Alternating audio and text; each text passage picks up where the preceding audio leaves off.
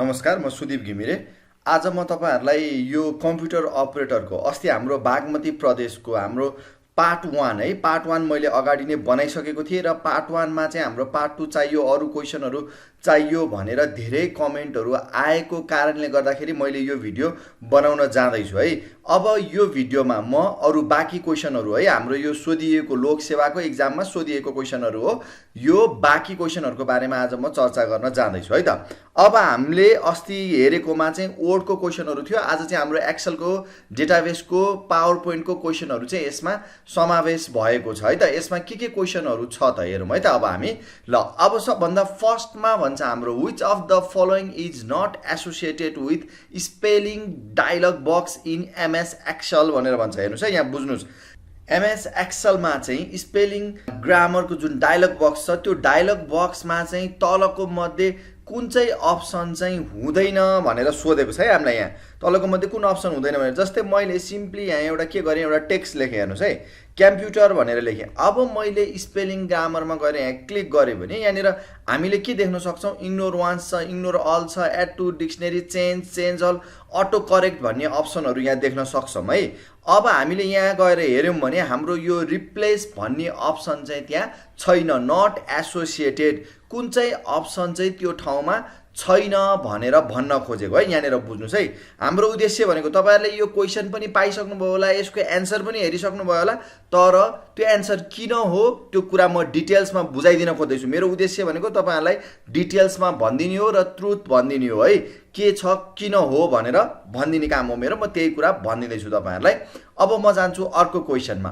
अर्को क्वेशनको कुरा गर्नु पर्दाखेरि which of the following is an absolute cell reference भनेर भन्छ। अब यहाँ बुझ्नुस् है, यो एब्सोल्युट सेल रेफरेन्स है, यसको बारेमा बुझ्नुस्। जस्तै हामीले यहाँनिर एक्सेलमा हेर्यौं भने है, ध्यान दिनुस् है, यहाँनिर मैले इज इक्वल टु गरे कुनै एउटा सेलमा क्लिक गरेँ, यतिकै क्लिक गर्दाखेरि यहाँ के देखियो, E4 भनेर देखियो। हेर्नुस् है, यदि E4 को अगाडि पछाडि दुईपट्टि ठाउँमै है, यो कोलमको नामको अगाडि र रोको नामको अगाडि नै डलर आउँछ भने त्यसलाई हामी एब्सोल्युट सेल रेफरेन्स भन्छौं। त्यस्तै गरी गएर यदि हाम्रो रोको नामको अगाडि मात्र डलर आउँछ अथवा कोलमको नामको अगाडि मात्र डलर आउँछ भने त्यस्तोलाई हामी मिक्स्ड भनेर भन्छौं। अझै यसको धेरै डिटेल्समा अरु कुराहरु पनि छ, अब यो सबै अहिले यहाँ भन्न पाइँदैन। मैले मेन तपाईहरुलाई चाहिँ मेन पोइन्टको कुरा भन्देको है, दुईटैतिर डलर भएको कुरा, त्यस्तै गरी गएर कोलमको अगाडि डलर भएको कुरा, रोको अगाडि डलर भएको कुरा र डलरै नभएको कुरा, तीनटा केस हुन्छ भनेर मेन अहिले तीनटा केसको बारेमा बुझ्नुस् है त। अब यदि हाम्रो कोलमको नामको अगाडि पनि रोको नाम पनि अगाडि पनि डलर आउँछ भने त्यस्तोलाई चाहिँ हामीले के भन्दो रहेछौं भनेर बुझ्नु पर्यो, एब्सोल्युट सेल रेफरेन्स भन्दो रहेछौं भनेर बुझ्नु पर्यो। यो इम्पोर्टेन्ट क्वेशन पनि हो है, यो तपाईहरुले सबै कपीमा लेख्दै गर्नुस्, पज गर्नुस्, लेख्नुस्, पज गर्नुस्, लेख्नुस्, मज्जाले पढ्नुस् है।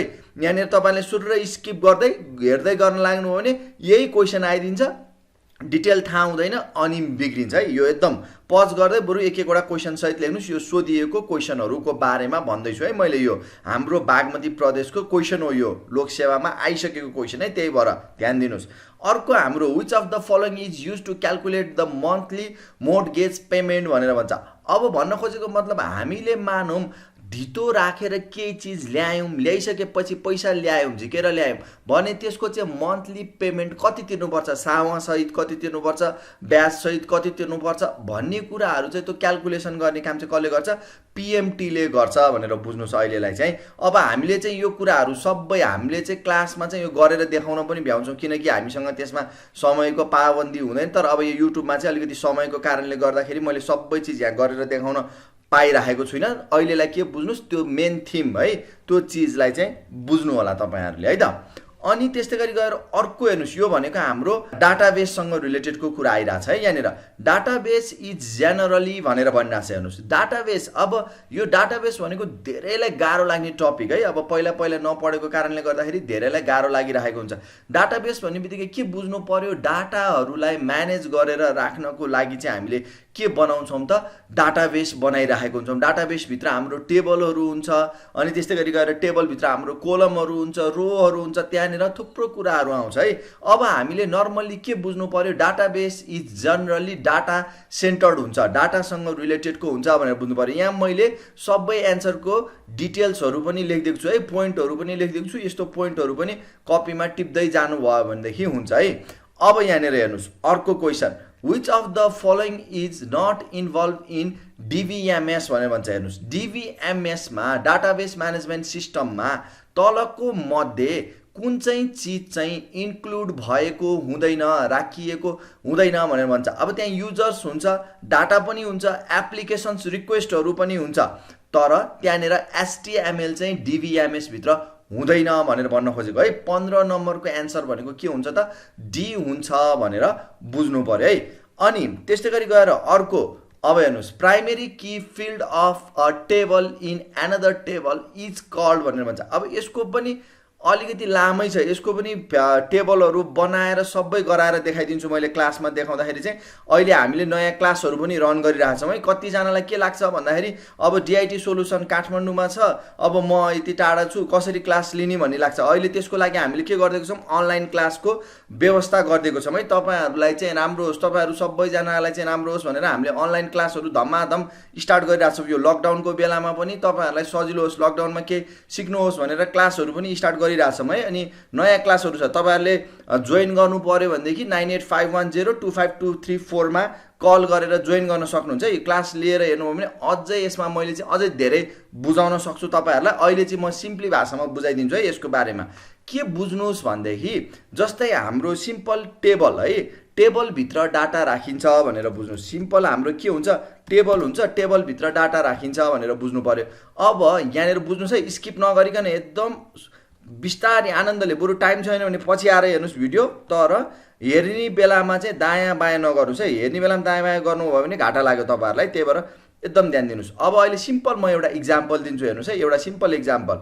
जस्तै मानौँ मैले यहाँनिर स्टुडेन्ट आइडी भनेर कुनै एउटा चाहिँ टेबलमा एउटा मैले फिल्ड बनाएँ, यसलाई हामी फिल्ड पनि भन्छौँ, कोलमको नाम पनि भन्छौँ, अनि एट्रिब्युट पनि भन्छौँ है। यो चिजलाई यो नाम सम्झिराख्नुहोस्।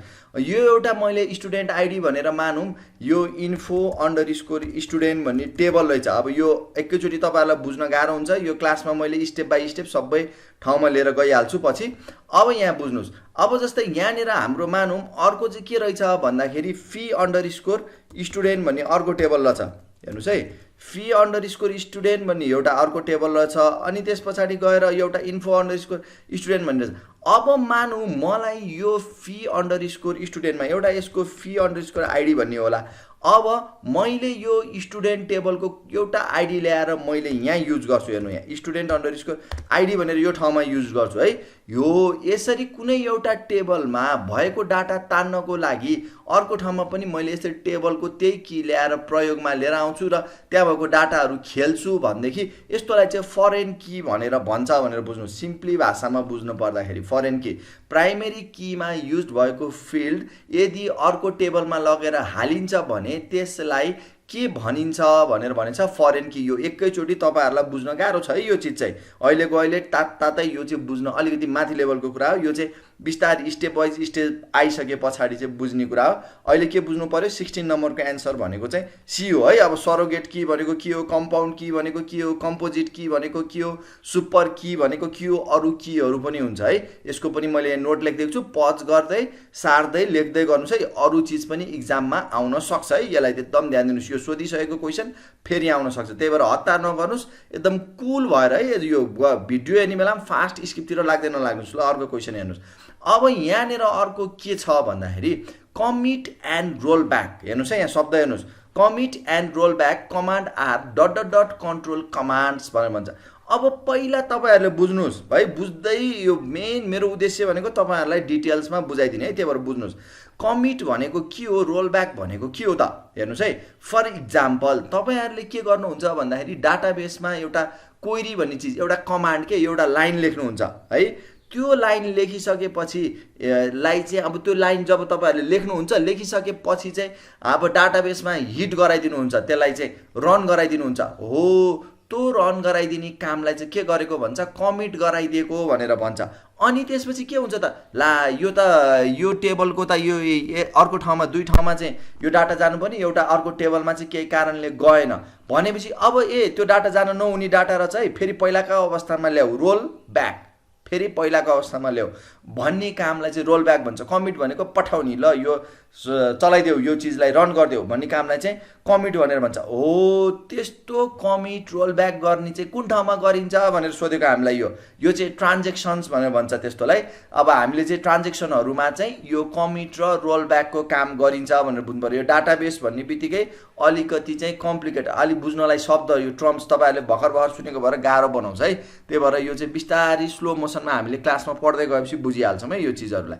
अनि अर्को हेर्नुहोस्, in relational model attributes are called. अब यहाँ हेर्नुहोस्, अघि भर्खर मैले के भने, फिल्डको नाम भनोस्, कोलमको नाम भनोस् अथवा एट्रिब्युट्स भनोस्, त्यो शब्द सबै भनेको के हो, कोलम हो भनेर बुझ्नु पर्यो है। त्यो भनेको के हो, कोलम हो भनेर बुझ्नु पर्यो। कहिलेकाहीँ कोलम कहिलेकाहीँ फिल्ड भनेर पनि आउँछ है। अनि तपाईँहरू अब जो नयाँ हुनुहुन्छ, जो चाहिँ अब डिआइटी सोल्युसनको एउटा ग्रुप पनि छ है, फेसबुकमा एउटा ग्रुप छ। यो ग्रुप तपाईँहरू जोइन हुनुभएको छैन भनेदेखि जोइन हुन सक्नुहुन्छ। हाम्रो एउटा ग्रुप छ, हाम्रो computer operator IT officer engineer Lok Sewa तयारी।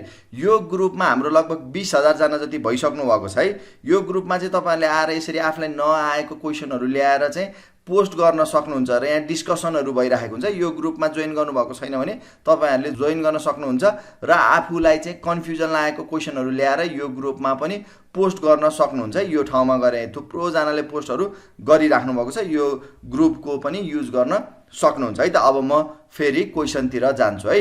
अब हेर्नुहोस्, अर्को हाम्रो यहाँनिर the slide that is use to introduce a topic and set the tone for the presentation is called भनेर भन्छ। हेर्नु है, अब हामीले यहाँ हेर्नु क्वेसन जस्तो जे आओस् सानो पोइन्टलाई सम्झिने हो क्या। यहाँ तपाईँहरूले पोइन्ट हेर्नु, the slide that is use to introduce भनेर भन्यो। हाम्रो कुन चाहिँ स्लाइडले चाहिँ इन्ट्रोड्युस गराउँछ त भन्दाखेरि टाइटलको स्लाइडले चाहिँ इन्ट्रोड्युस गराउँछ भनेर बुझ्नु पर्यो। जति पनि कुराहरू छ इन्ट्रोड्युस गराउनु पर्यो भने टाइटलको स्लाइडले इन्ट्रोड्युस गराउँछ भनेर बुझ्नु पर्यो।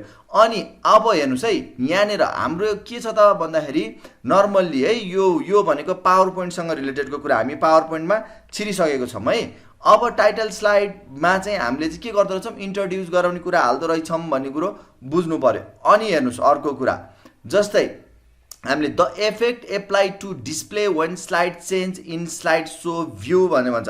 जस्तै म यहाँ गरेर देखाइदिन्छु, हेर्नुहोस् है, बुझ्नुहोस् है, कुराकानी एकदम बुझ्दै गर्दै गर्नुभएको। त्यो एन्सर पाउनु मात्रै ठुलो कुरो होइन, त्यसलाई बुझ्नुहोस् अनि बल्ल मजा आउँछ। जस्तै मैले यहाँ कम्प्युटर भनेर लेखेँ, it is a powerful electronic device भनेर लेखेँ। यहाँ हेर्नुहोस्, यो एन्सर किन हो भनेर भनिदिँदैछु है म।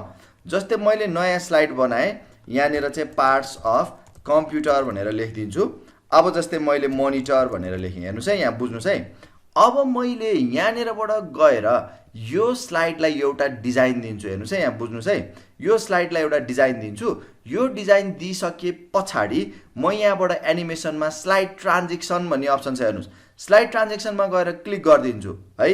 अब यसमा पनि क्लिक गरिदिन्छु, यसको पनि स्लाइड ट्रान्जेक्सनमा क्लिक गरिदिन्छु, इफेक्ट दिए। हामीलाई क्वेसनले यहाँ के भनिरहेको छ, the effect apply to display when slide change in slide show भन्यो भने एउटा स्लाइडबाट अर्को स्लाइडमा चेन्ज हुने बेलामा मैले स्लाइड सो गरेर हेर्नु पर्यो भने के थिच्छु, F5 थिच्छु। जस्तै यो एउटा स्लाइड छ, अर्को स्लाइडमा जाने बेलामा के आयो, स्लाइड ट्रान्जेक्सनमा जे इफेक्ट दिएको थियो त्यही इफेक्ट आयो है। अब अलिकति मैले चाहिँ अहिले यहाँ 20 नम्बरसम्मको क्वेसन्सलाई यसमा समावेश गरेको छु है। अब यसको अझै हाम्रो जम्मा 50वटा क्वेसन छ, अरू बाँकी क्वेसन्सहरू पनि छ यसको। अब तपाईँहरूलाई अरू बाँकी क्वेसन्सहरूको पनि यस्तै गरी डिटेल्समा चाहिन्छ कि चाहिँदैन, चाहिन्छ भने कमेन्ट गर्न सक्नुहुन्छ है तपाईँहरूले। यो हामीलाई अर्को हालिदिनु भनेर यो पनि कमेन्ट गर्नुभएको बेसमा बनाएको हो। त्यही भएर योबाट चाहिँ केही सिक्नुहोस्, केही गर्नुहोस् र हामीसँग सम्पर्क हुनु पर्यो भने यो नम्बरमा 9851025234 मा सम्पर्क गर्न सक्नुहुन्छ र क्लासहरूको बारेमा बुझ्न सक्नुहुन्छ है त। Take care, have a good time.